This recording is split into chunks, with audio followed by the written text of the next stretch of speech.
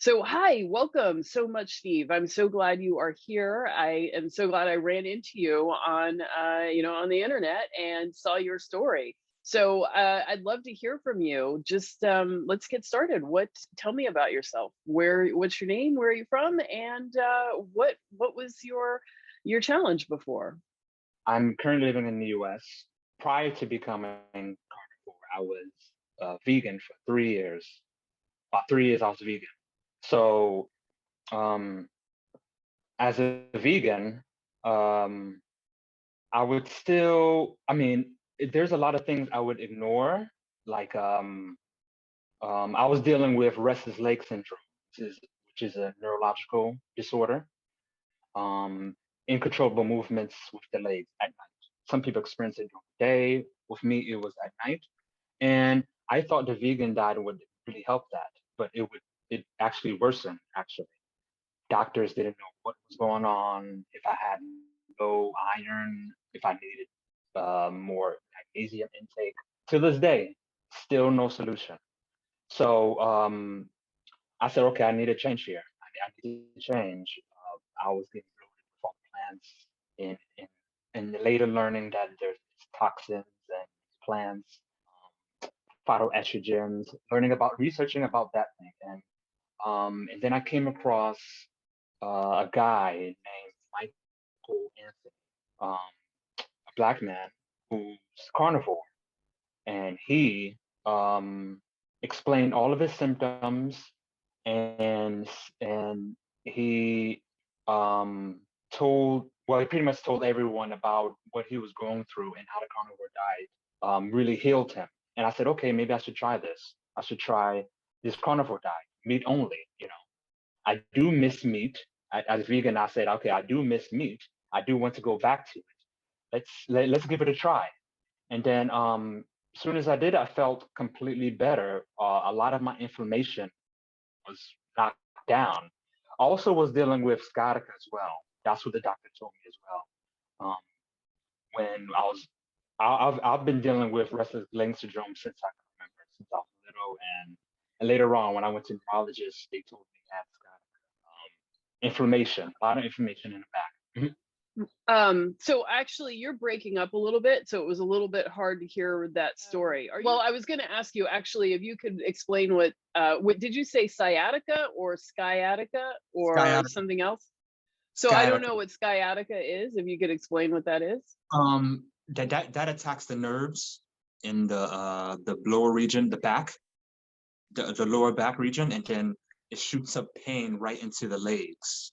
That's what was going on with me, and that could be triggered by maybe inflammation. That's what the neurologist told me. And So I've yeah, heard of people with sciatica getting a cortisone shot. Is that no, the common treatment? Okay, so this is yes, something it is completely common different. treatment. It is, sorry, it is Oh, common treatment. Yes. They did tell me I'd take injection shots, maybe steroids, which I didn't do. I wanted to look at other alternatives. It was constant pain throughout. I mean, I was 80 pounds overweight, so that definitely exacerbated the problem. So, um, I needed a solution. And as soon as I found that guy, Michael Anthony, I just, okay, let me change, let me try to do something to help, and when I did, it really did. It cut down my inflammation drastically because of all the heavy carbs and the sugar, and that definitely helped a lot. And so, excellent. Oh, I'm so glad to hear that. So so that was your main complaint before, is the restless leg syndrome and the sciatica. And you found a lot of relief. Did it go away entirely, or do you still sort of try to manage it? sciatica, yes, I think it's gone completely sciatica. I mean, I was on medication, gabapentin, or he also put me on the anti-epileptic seizure medication, to see if it can help.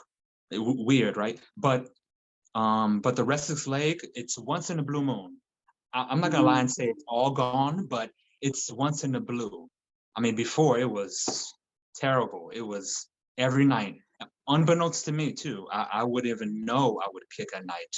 I would have uncontrollable movements at night, and it's not all gone, but once in a blue, I would say once a month maybe. So Mm-hmm. until this day, they still don't know what actually triggers it. What's the solution? The solution to them is medication. So, Mm-hmm. and that still didn't help as much. You know, I would have Mm-hmm. headaches with it. I would experience more symptoms with this medication that they were even, prescribing to me. So, mhm. Oh, wow. So there were a lot of side effects to the medication Oh for you. yeah, oh yeah. Oh, Mhm. yeah. Oh, and expense and all of that too. So Oh that yeah, must have been expense, fun. definitely. Yep, Yeah. definitely. Yeah. So you said you also lost 80 pounds. Oh yeah, 80 pounds. It was the heavy carbs. That's what it was. Mm-hmm. See, I guess the pivotal moment for me was looking at trying to understand the concept of breaking the cycle. So I would look at my family's way of eating, my mom, as well as other people around me. My entire family is from Haiti. So it's carbs on top of carbs. With Caribbean families, carbs, rice. But there is a lot of meat though, which is a good thing. So, Mm-hmm. but I looked at it as okay, understanding what's predisposed to us and what's hereditary. Um, I researched and learned that just because my mom has hypertension doesn't mean I have to, you know, do something different other than our parents, because we follow them, we follow habits, we follow what they do, what they eat. So, I mean, I'm being totally innocuous here. You have two obese parents, chances are maybe the child will be, chances are. And that doesn't necessarily have to be genetic. That, that can be from habit. We follow what they eat. So breaking that cycle. So maybe my mom hasn't tried cyclic fasting or totally eliminating carbs from her diet. Maybe I should try all that and have a different outcome. And that's pretty much what it was. I tried something different, eliminating my carbs, and then the pounds just dropped. Of course, exercise helped, but diet, I would say, is 80% of it. Diet, definitely. Mm-hmm. Mm-hmm. So that's what pretty much Well, changed. so when you decided to give it a try, did that mean that you weren't able to eat your like favorite Caribbean dishes, or were you able to kind of adjust the food so that it would work in a carnivore setting? Yeah, I would say half and half. Most of it I wasn't able to eat because a lot of it is plant-based, legumes and beans. That's what my mom mostly makes, but the meat part side of it, getting sodium was a huge thing. A lot of sodium and spices in the diet. We know sodium adds water, gives you that bloated look to the body. So I did have to cut down on that. But was it hard? Yes, it was. But it was sort of relief as well because a lot of the plant food cause me to be bloated. And Mm-hmm. I would ignore that because the food is so good. We ignore it. We ignore those kind of symptoms, And I want to track back here. When I was a vegan, in veganism, there's ethical and then there's emotions involved. So you ignore those symptoms a lot. And I said, okay, I'm vegan. Just because I'm feeling this way, let me ignore it for the animals and Mm-hmm. so I had to get rid of that kind of mind state, that setting, And as soon as I did, it became easier for me. And I love meat, so I rather eat meat than anything else. I would say, okay, I love meat. I'd rather eat it than plants. So that's me. That's just me. Most people are different, but that's just me. So that's how it Mm-hmm. was. Did you set up your world around, your identity as a vegan? Like, was that like your whole community, or did you kind of go to veganism in the first place because you were just seeking to find relief from a health problem? At first, it was to find relief. I think it's like that for most people, health first, and then they go into the ethical activism kind of, because yes, I wanted to, it was diet at first. Doctors would tell me I had high cholesterol, but we know cholesterol has been debunked. So what else? So yeah, after became ethical for the animals, looking at different people talk about agriculture and deforestation. It became prevalent after that. I would friends around me, I would tailor friends around me trying to tell them to go vegan. If you even go to my page, my Instagram right now, like I would say 2 years ago, there's still vegan posts, they haven't even deleted yet. So yeah, I did tailor it to that at later on though. First health, and then later on it was the ethical part of it. It developed into that. So did it make it harder for you to extract yourself from that when you started eating meat? And then it was like, oh God, all my Instagram posts and, I've like identified, and now people are going to be like, come on. Oh yeah, definitely it was. Yeah. Oh yeah, I thought the very same thing. What if I get out of the veganism and people are gonna be like, whoa, I thought you were a vegan. Like, what's going on here? Like that, I thought the very exact same thing. But then, you realize later on that you have to live for yourself.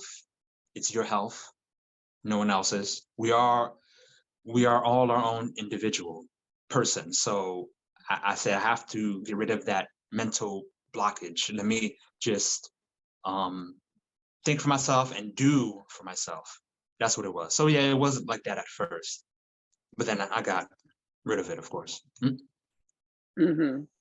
Okay. Well, I'm glad that you are here and well, and that you made the right decision for you. So, good. So I wanted to go back to something that you said before. You said that the food that your parents cooked or your mom cooked was very salty, and that made you bloated. So are you saying that was before you went carnivore, or are you now as a carnivore not consuming salt? I am consuming salt now, just not as much. But before, it was salt. It was in the plants in combination. It was that gave me that bloatness and man, destroying my. I'm learning about the gut microbiome and destroying my gut. Learning that I did destroy my gut on the vegan diet. Bloated, constipation, all that indigestible fiber. So I think it was the combination: salt, plants. Now it's easier. I do add salt to my diet, but not as much as I used to, because the meat in its natural state is good to me. So yeah, that's pretty much what it is. I do add it though, but not as much to my diet. Yeah, that's helpful to hear because, I think a lot of people need more salt when they go carnivore, but some people need less salt. And then there are long-term carnivores who consume no salt at all, no added salt at all. Of course, there is sodium in the food we're eating. So it's not that you don't need sodium, it's just, you're getting it from the food. Oh, yeah. So, yeah, so I think it's always interesting to hear from people, who are doing something a little bit different. So going a little bit lower in your salt is, more comfortable for you. And our bodies, are good at sort of adjusting how we deal with water in order to, manage how much sodium is coming in. So you don't necessarily have to consume a lot more salt. So that's interesting. Oh yeah, but especially but I do know if you sweat a lot, you do need those electrolytes. Those, if you're big on exercise, and like me, I do a lot of circuit training, aerobic training, and salt intake is conducive. So, I mean, to some people, I would say that, especially when you sweat, excrete, and you do need salt. That I do know. And usually days when I have a grueling workout, I do have more of a salt intake. I know that. So that's definitely an important thing to know. Oh, okay. So yeah, that makes a lot of sense. And I've even heard of people who take like a shot glass of salt water before they go and work out, because that changes like the blood volume, and so the amount of energy you have going to your muscles, and so like you can be a little bit stronger and more pumped up. Oh, yeah. I don't know.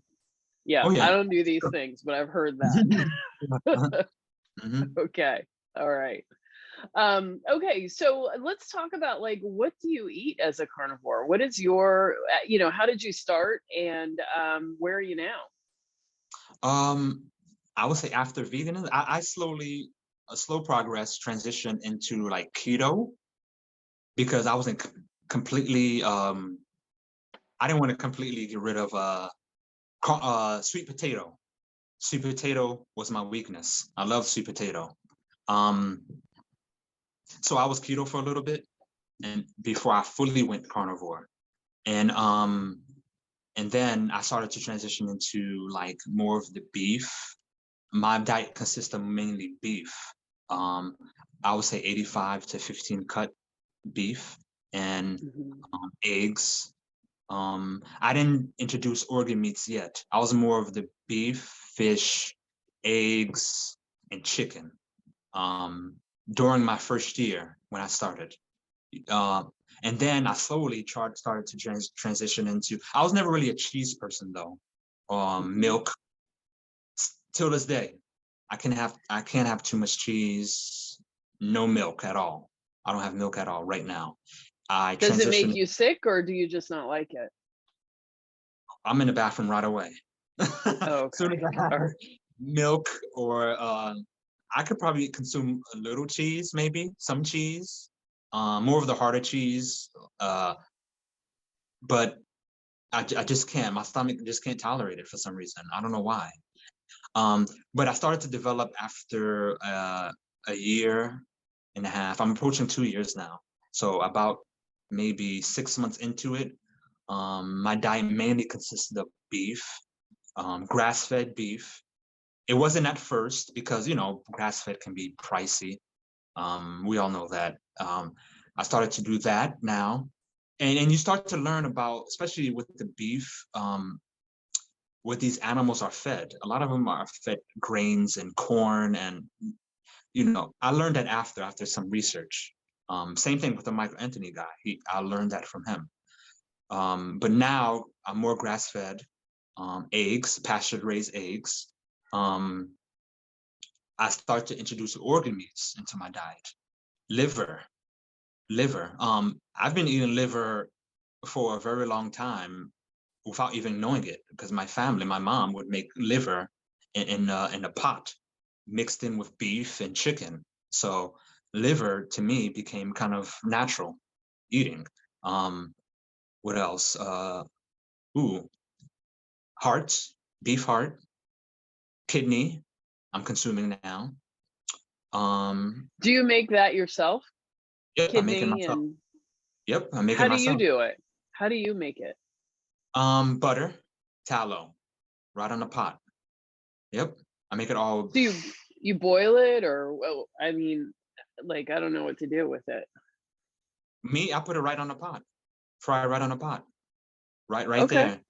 Yep. And now I make my beef in the air fryer right now. I used to use oil, but not anymore. I don't consume any really those oil anymore. I mean, it's okay for some people, but I mean, for me, I have either butter, cooking in tallow, fat. So, but I would have that, beef heart, and fish, mostly salmon, sardines, or tuna.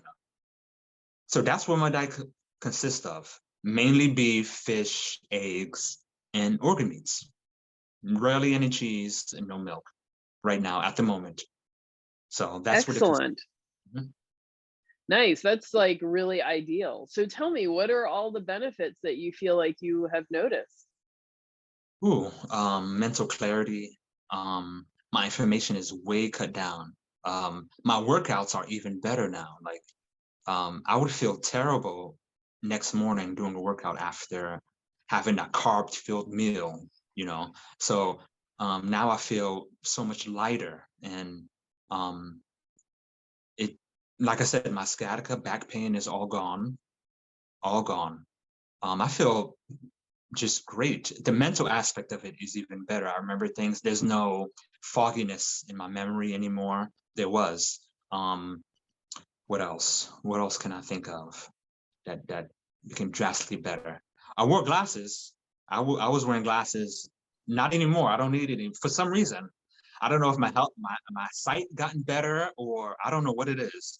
But every time I would look at something very closely, my eyes would get blurry, and I can't look at something for too long, very long, especially if I'm on a phone, or they say something about the blue rays, you know, in the eyes. But I don't suffer from that anymore since going carnivore. It's weird. Wow, that's awesome. It's very weird. And I know liver has high vitamin A, and that's good for eye health. Vitamin A, the omega in eggs are very good. You know, DHA are very good for the eye health. So maybe that helped.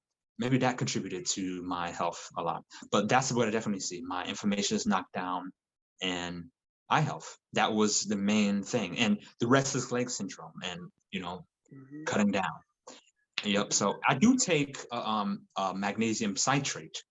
So that's pretty much one of the supplements, one of the only supplement, that and a digestive enzyme to help break down meat in the body. That's pretty much the only thing I take to help, you know, supplement my diet. Do you feel like you still need assistance in breaking down meat? Not so often. I take that digestive enzyme maybe every other day. Not sure if I need it, but I look at various carnivore, you know, influencers, and they say that's what they take, and that's what I see in my diet. There's weeks at a time where I don't take it at all. You know, I do practice fasting, cyclic fasting, where I fast for 16 hours. I have an 8-hour eating window. So that definitely helps break down food. I don't want to eat all day. So, you know, it does help. Yeah, I just asked because I feel like in the beginning, you know, a lot of people have taken a lot of medications for heartburn that reduce the acidity of the stomach, and also sugar and carbs reduce the acidity of the stomach. And so when you switch over suddenly to eating a lot of meat, where you need that acidity to break it down, a lot of people do have trouble in the beginning of going carnivore, and it is really helpful to take various digestive aids, especially if you know, have been eating a very low fat diet before, and, you know, you got to wake up all of, you know, the organs that are used to deal, you know, that are supposed to be dealing with the fat. So in the beginning, it can be helpful, but over time, you know, your body catches up, and, you know, you often don't need those things anymore. And then some of the things I, you know, suggest to people too is in the beginning, you know, because of the influencers and the pictures on Instagram, you know, they like to sit down to a 2-pound ribeye and try to eat it all in one go. And like that, you know, does not work.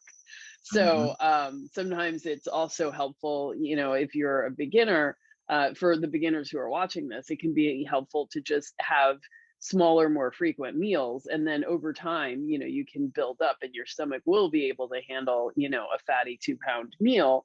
But, you know, but don't try to start there. Was that something that you found helpful in the beginning, or did you jump right into, you know, trying to eat those big giant meals? Oh, no, I was always a proponent of smaller meals, not too big. Smaller meals, because just, you know, so I can digest these the food better in my stomach. I was always that way ever since I could remember. You know, it's funny because you say steak, and I know a lot of carnivores eat steak. I was never big on steaks, and it's cool to eat. I love it, but I'm more of a beef, burgers and kind of guy, you know. But Well, I no, don't have smaller the meals. steak money, so Oh yeah, steak that's money. why There I we don't go. do it. Oh yeah, that's steak money. Yep, the ribeyes and all. I was never big on that. Um, but I do know I eat twice per day, maybe 3. If I'm having a hard training session, I'll eat 3 tops. So that helps my digestive system regardless, eating just 2 meals per day. Maybe 3 if I'm seriously hungry. No more than that to me. Other than that, I would feel maybe sluggish or throughout the day, having all that food sit in my stomach. So it definitely helps eating a smaller meal and less frequent, So Yeah. And you said you were also taking magnesium. I've definitely heard a lot of people talking about like leg cramps at night, and some people have actually used the term restless leg syndrome, and magnesium being really helpful with that. So, did you notice any improvement when you started supplementing with magnesium? yeah, it helps me sleep better at night, and yeah, it gives a kind of a rest effect, a sleeping effect. I take it mainly at night, so it keeps me calm and it aids in my sleep. So and it does help my restless leg. So yeah, I would say that helps tremendously with the magnesium.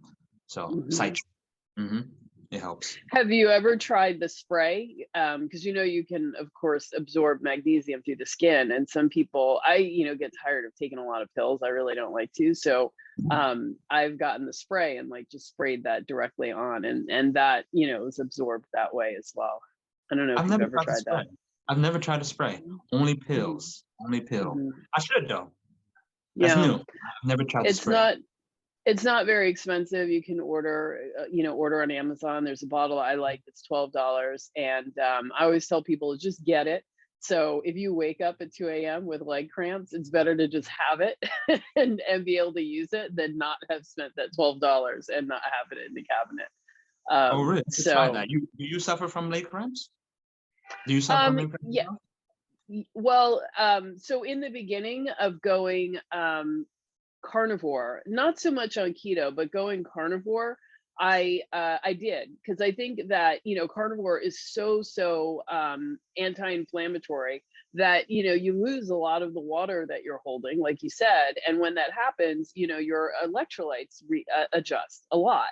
And and so sometimes you need to supplement to kind of get things back in order. And so I had trouble, like if I did too many sit-ups or too many whatever kind of physical activity I would do, that muscle would just suddenly cramp up, and it's of course incredibly painful, and I'd be in the gym and then all of a sudden I'm like rolling on the floor like, oh my god. And of course when you're on the floor and doing sit-ups, you can't get up because you need to use that muscle to get up.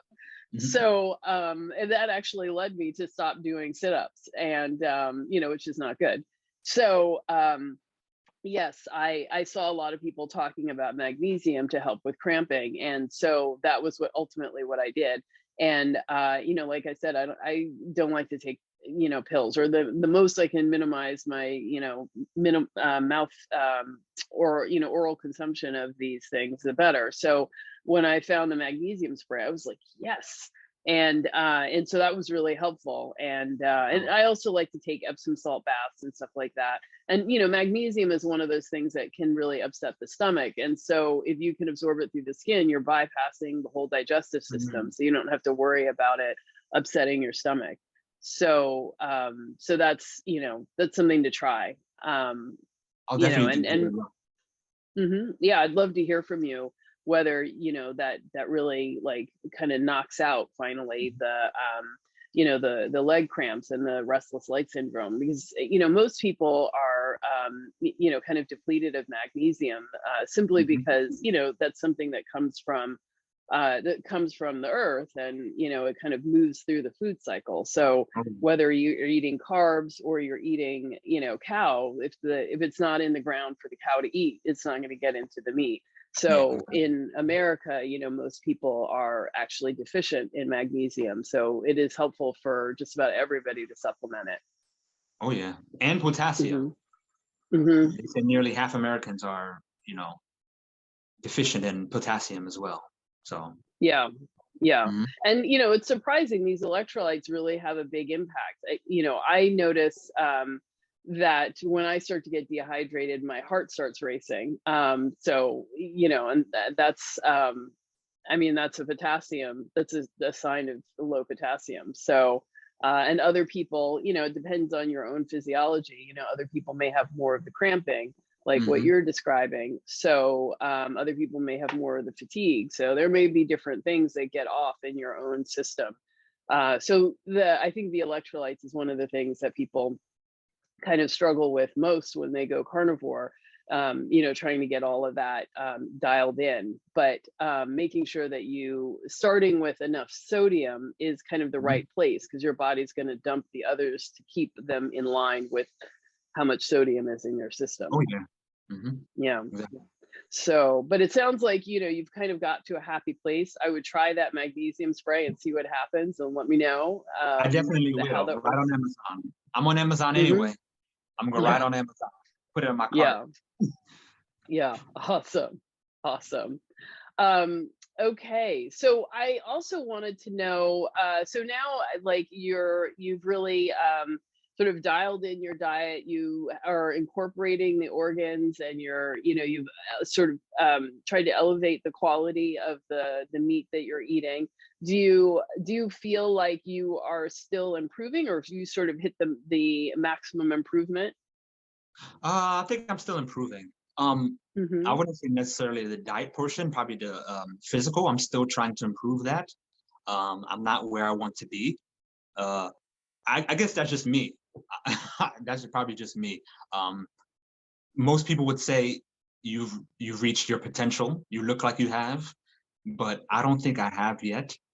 I do want to Well, incorporate wait, where do more you want to be?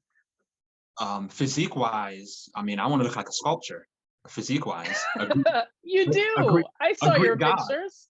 a Greek god. I mean, something. I don't look like I'm carved by God Himself. Like, but so, but First of but that's just all, me. if you're Christian, you were carved by That, God yourself, that's and you true. do But look great. I want people to look at me and say, "Whoa, that's a Greek god." Like, wow. That, but that's just me. I'm just jesting, but that's just me. So, but I do want to incorporate more of the. I don't know how well you're versed in raw meat. I do want to get into Mhm. raw liver. I do have raw eggs from time to time, either cooked or raw eggs. I finally got used to where I made it palatable enough to have raw eggs. So liver, I want to try next. They say there's various benefits having cooked and uncooked meat. I don't know how well versed you are in that. Are you privy to that? To more of the Yeah, raw? yeah, and I did try it. So right before the pandemic and at the beginning of the pandemic, I was trying to incorporate some raw meat, and I actually find liver is I can deal with the taste and flavor of liver raw. But when it's cooked, it's kind of like it becomes a lot more difficult for me to deal with. So I totally get what you're saying. And then I also made steak tartare, which is actually really good. So Wow. anybody out there, I would make it with chuck roast and really, dice it up very fine and mix with salt and pepper. And it's really good with a touch of sour. So I would add a little bit of white vinegar, and Mhm. yeah, it was really good. But it I did end up getting sick. Now, I don't think that that's a common thing necessarily, but I think I was getting a little bit sloppy in terms of how I was preparing it. So I do think that you want to make some efforts to prepare it safely. So if you buy a chuck roast, apparently what you're supposed to do is have a sterile cutting board. I don't know what Mhm. that means or how to do that, but apparently in professional kitchens they do that. And then you take the roast and you sear it all around on the outside. And when you cook it, that sterilizes or kills any pathogens on the outside. And then when you have an uncut piece of beef, it's sterile inside. It's only, you know, when you're cutting it, you're introducing pathogens, but it is sterile inside. So if you sear the outside, you have a sterile cutting board, and then you cut off the edges that have cooked. Inside, you've got this sterile piece of meat, which you can then cut up and make the steak tartare. So that's the safe way that you're supposed to do it. I wasn't always searing the outside, and you know, and I wasn't always necessarily getting the best quality meat. So whatever. So anyway, I got sick at the beginning. I got sick at the beginning of the pandemic. And at that point, I just decided this is probably not a good time to experiment with things that are, you know, a little iffy. So I decided to go back to cooked meat. But I will say, I do like steak tartare. It is very good. I, you know, highly recommend it if you feel like, you know, you can do it safely. And, you know, it's lovely. And, you know, beef liver is a lot easier to get down when it's raw. It has a sweet and mild flavor. The texture's okay. You know, so I don't know. Wow. That's different. I'm gonna try that. That's I love it cooked, but raw, I'm thinking, whoa, beef liver? I don't know. I'm thinking. Yeah. No, wow. it's very mild. Same with beef. It's a very mild flavor. It is not, you know, it is not a strong or unappealing flavor at all. So I think you would find it, if you're like concerned about liver, or you think you don't like liver, you're probably going to be able to deal with it raw. And then the other thing with egg yolk, I mean, egg yolk is lovely raw. Like it tastes great.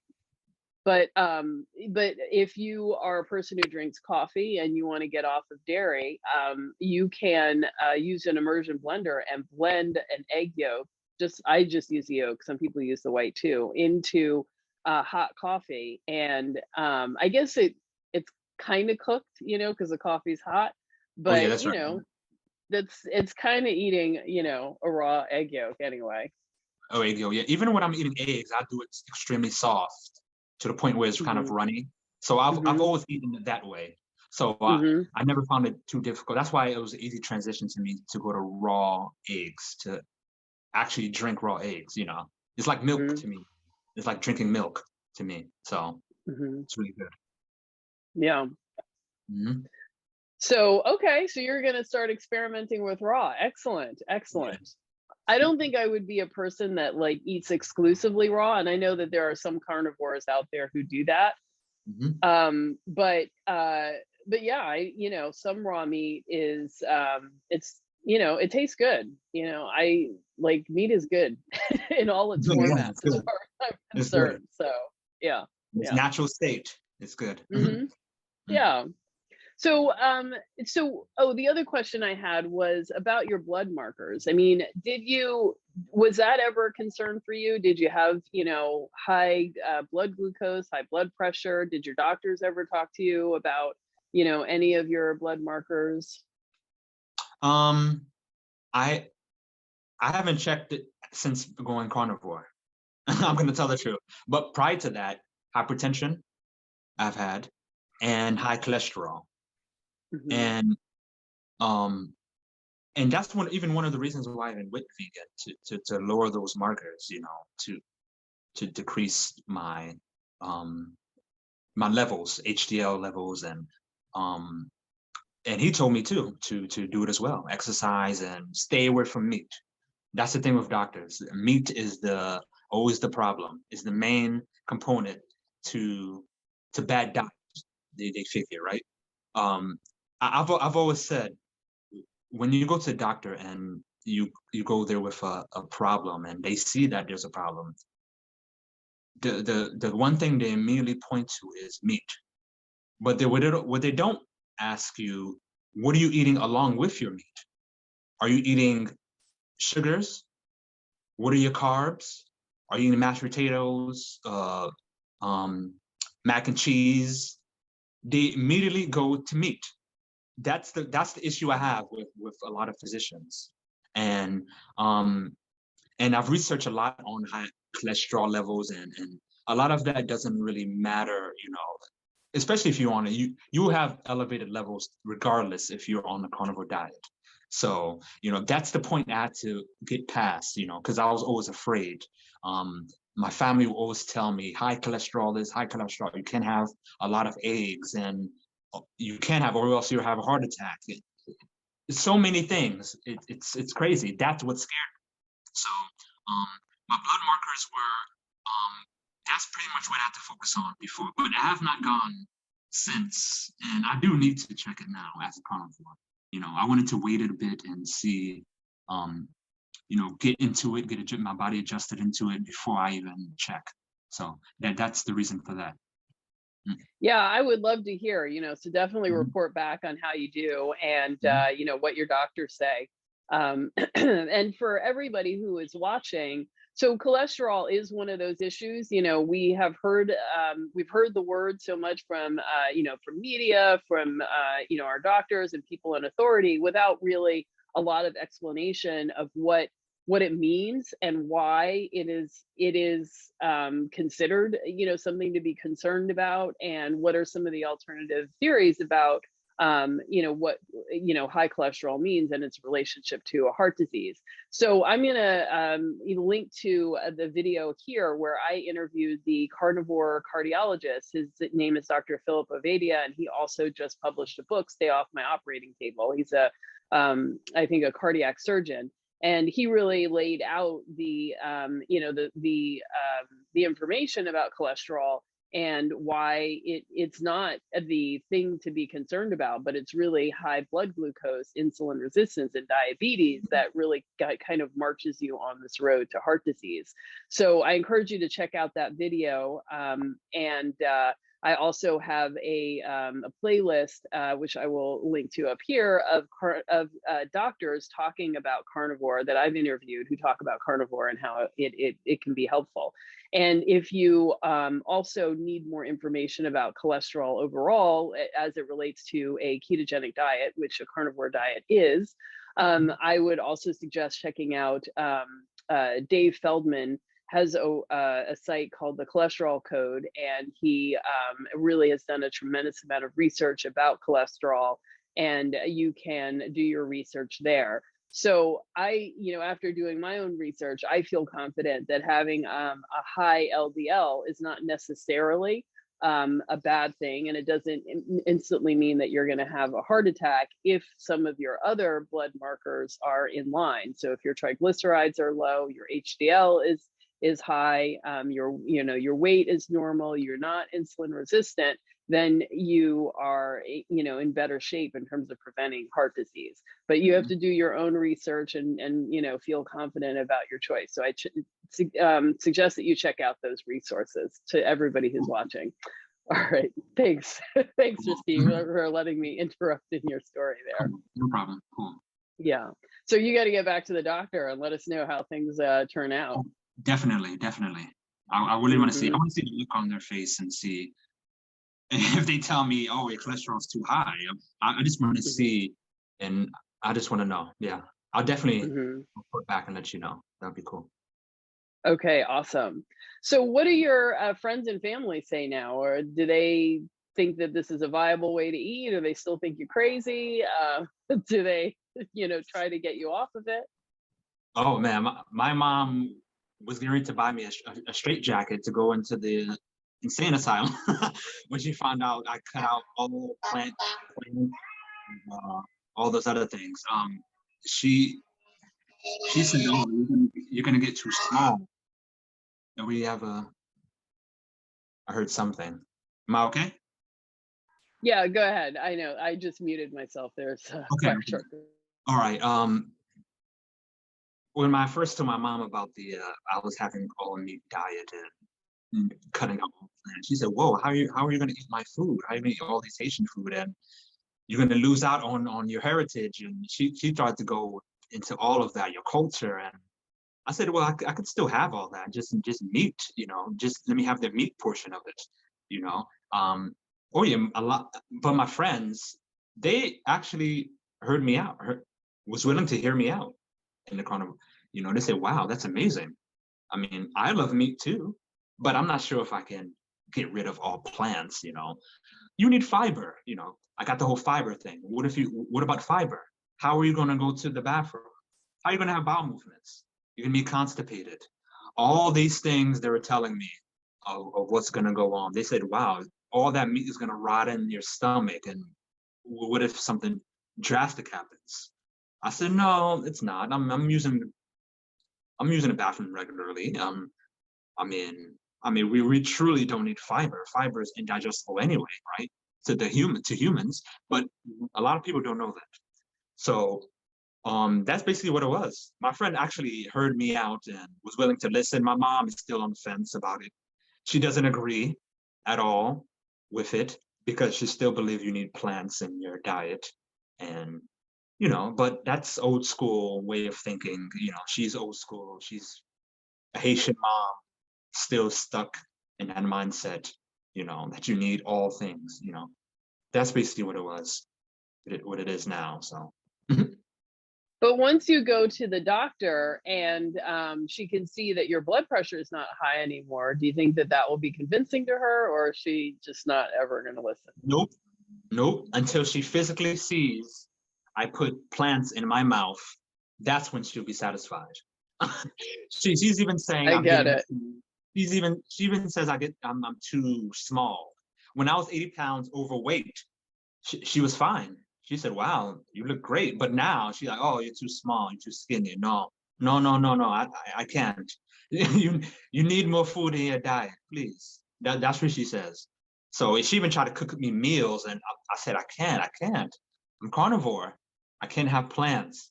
So when the day she's convinced is the day I have a plant matter in my mouth. That's the only time. So. Well, maybe after a couple more years, I don't know. Keep working on her though, because you want to get her blood pressure down too. And yeah.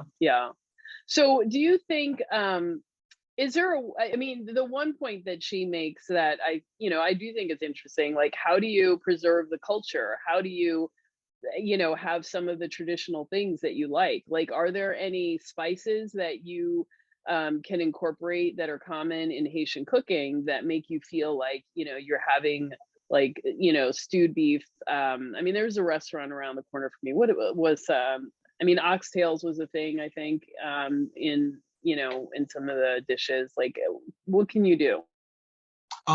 Yes, things like that, exactly. But it would have to be like a spice, like a jerk seasoning, things like that. But a lot of their spices are made with plants, plant matter, carrots and different kind of peppers. So a lot of it I can have, but I can have the different seasonings like jerk or that kind of thing I can preserve along with my meat. That's about it. I am missing out a lot of it, but there are things like pork dishes that we have, which is called griot pork. What else?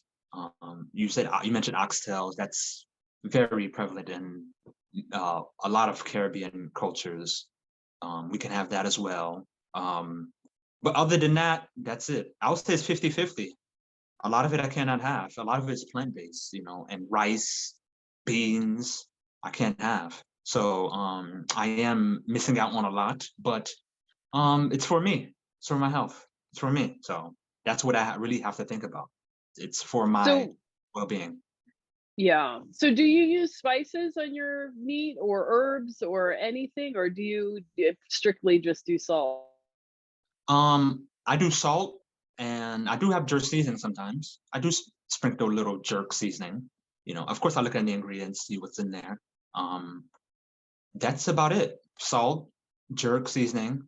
That's pretty much it. That's it. And so if you were to make like stewed beef and include some carrots and peppers in it for flavor, but not actually eat them, would you consider that? Would you not be comfortable with that?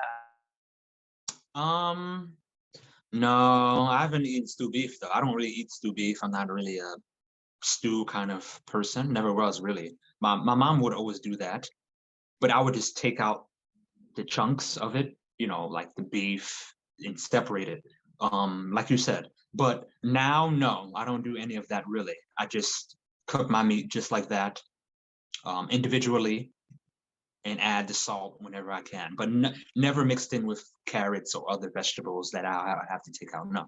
Mm. Yeah, it's interesting. When I first started carnivore, I don't know why, but I thought that you weren't allowed to have salt. And so I didn't add, spices or salt or anything for the first 2 weeks. And I was just eating ground beef with butter. And the first day or two, I was like, oh, beef and no salt. That's weird. But then it went away and then it tasted fine to me. And so I ate that for 2 weeks. And then after that, the first thing I added back was garlic. And, I used to love garlic. I don't understand. Oh, go away, Siri. Go away, Siri. Go away, Siri. You said the S word, so Siri.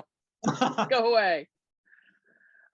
So I thought that, so I thought that I missed the spices. And so I added back garlic, and it was so bitter and acrid. And frankly, I have not eaten garlic since then. So it's been like 4 years.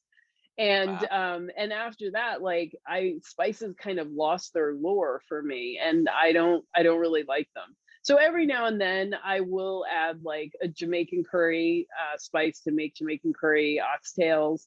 But it is, that is really the exception rather than the norm.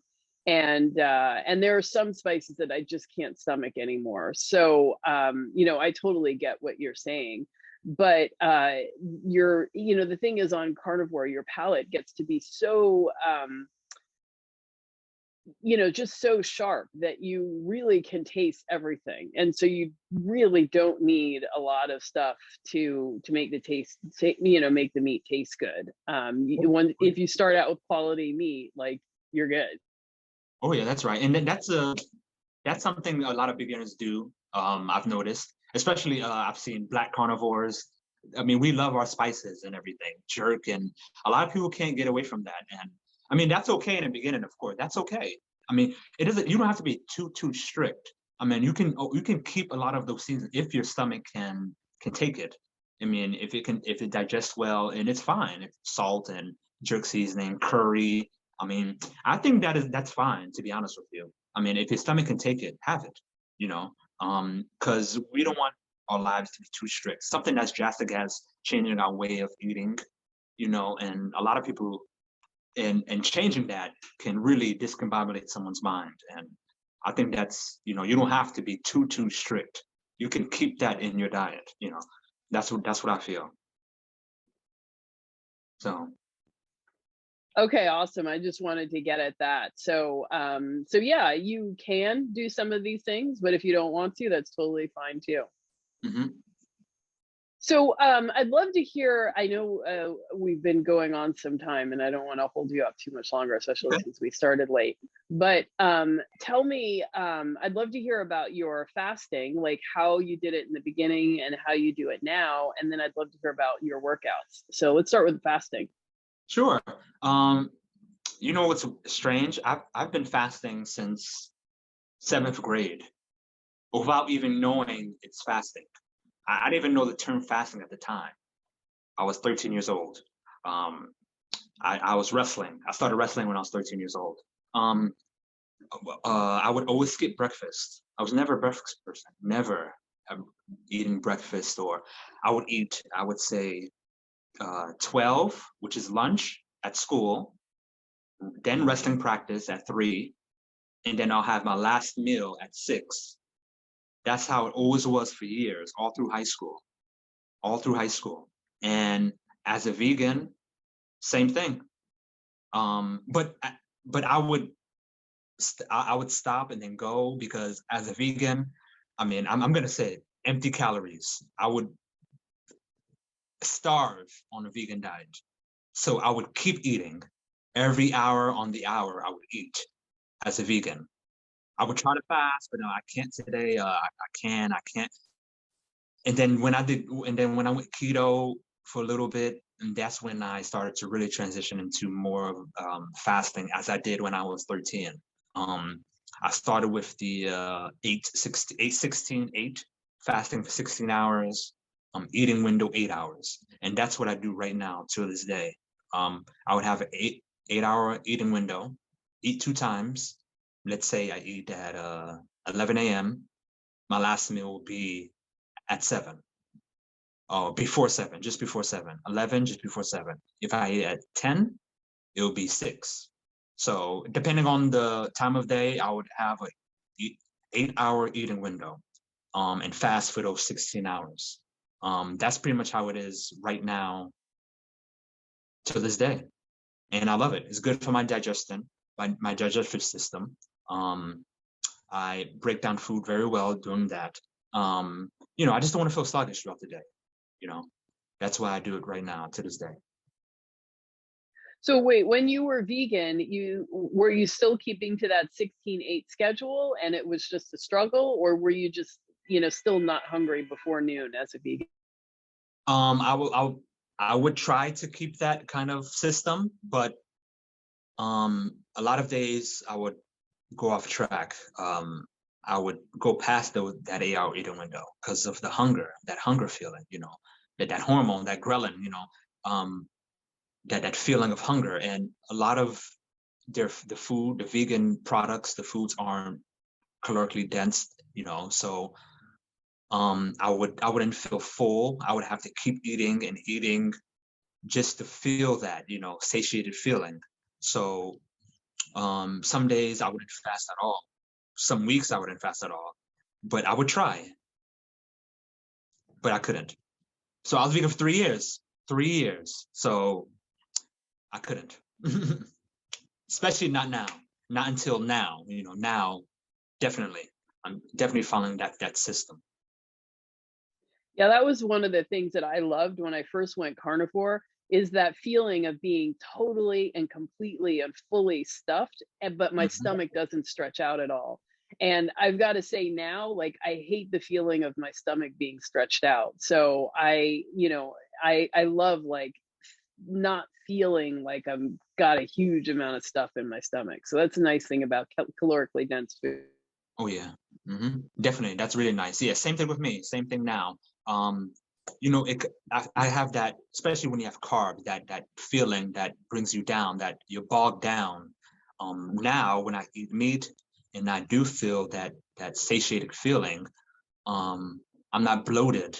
I don't feel sluggish. I can still get up and do things.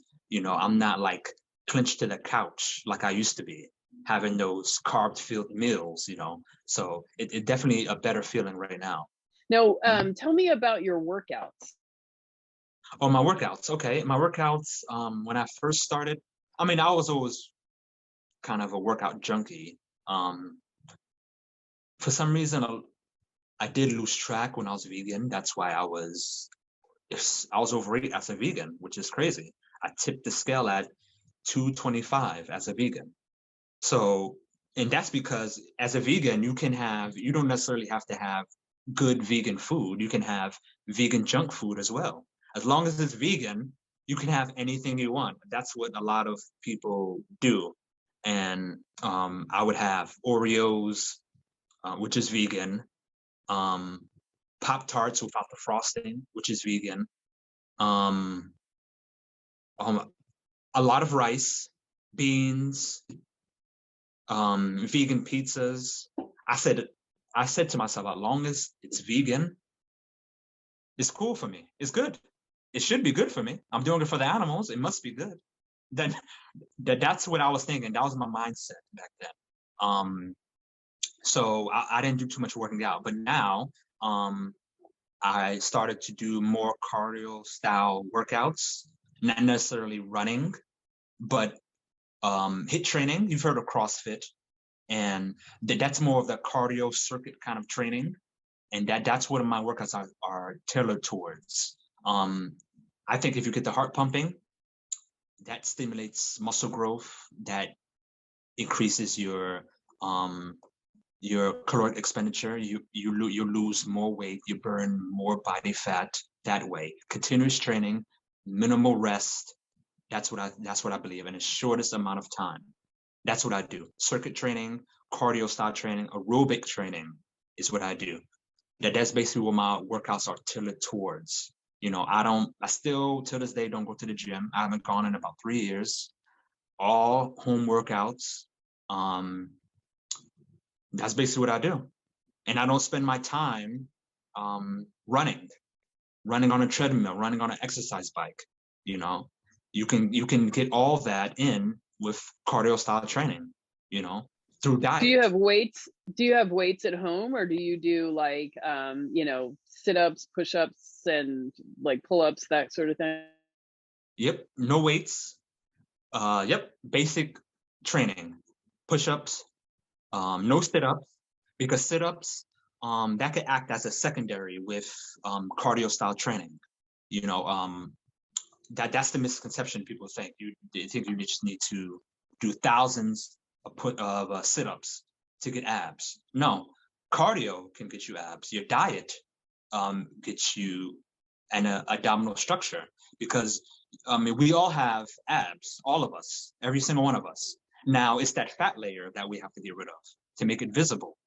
So, and that's what cardio does. It knocks that right out, you know. And also, I want to mention, I do have a program, a workout program that I do provide to people, that I've sold to various people already. A workout program, home workout, no equipment, effective. So oh, that's awesome. I'll link to it, and so everybody, you know, maybe there's a card up there, and look in the description, and I'll definitely link to it. Mm-hmm. Sure, no problem. Sure, no problem. And yeah, that's basically what I do. And the program I do sell, I do myself. And what I've been doing since Carnivore, I do it till this day, 3 days per week. And get this, it's 5 minutes, 5 minutes per day. Get up. Wow, wait a minute. So you're, I know I'm sounding like a commercial, but you're saying that you can get your physique in 15 minutes a week plus the carnivore diet. I don't know about my physique, but I mean, I'm one of a kind. But no, the physique I have now, no. What I have now is not just from my program. It's from other things. I have an advanced program as well. But I have a fat burning program that does add muscle growth as well.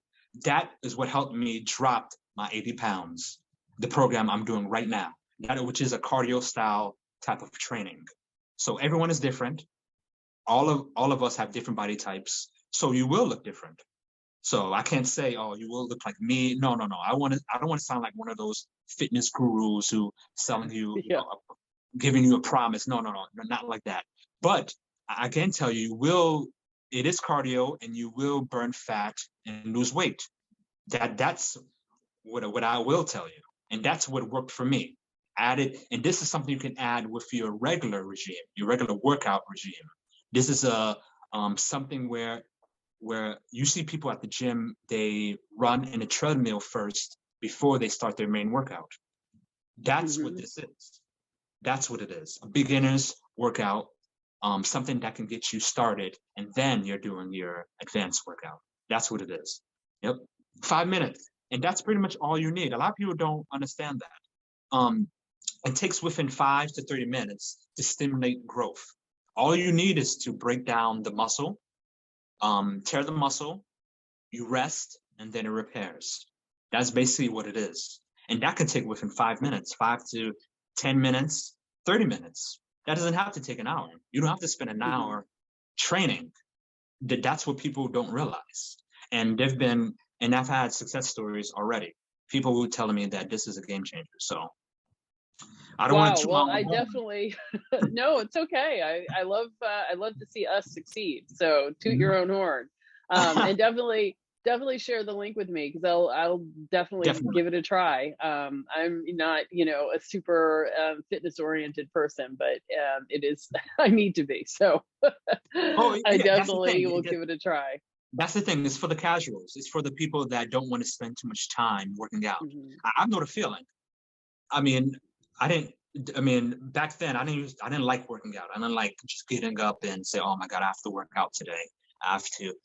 I was one of those people, and we all don't want to spend most of our time working out and going to the gym and all that. A lot of people just need just a little bit of time. That's why I tailor towards 5 minutes. You can even do 10 minutes, 5 to 10 minutes out your day, and just work out. Break a sweat, get that heart elevated, and you're done. Go through, that's it. Mm-hmm. Awesome. Well, thanks a lot. I really appreciate your coming on and sharing your story. It has been fascinating. And I'm so glad that you found the carnivore way and were able to turn around and transform your life. And you seem to be thriving this way. Mm-hmm. So I'm really happy for you. And I'm glad you shared your story. And if anybody wants to ask you questions or check you out, where should they go find you? Oh, they can check out my Facebook, Steve Francois, last name Francois, or my Instagram, Muscle Nerd Francois, muscle, the word nerd, Nerd, and last name again, Francois, Muscle Nerd Francois handle. Facebook or Instagram. I'm ready. Let me know. Mm-hmm. Awesome. Thanks so much. All right, everybody. Thank you for being here and watching this interview, and I look forward to seeing you soon. Thank you for having me. Thank you.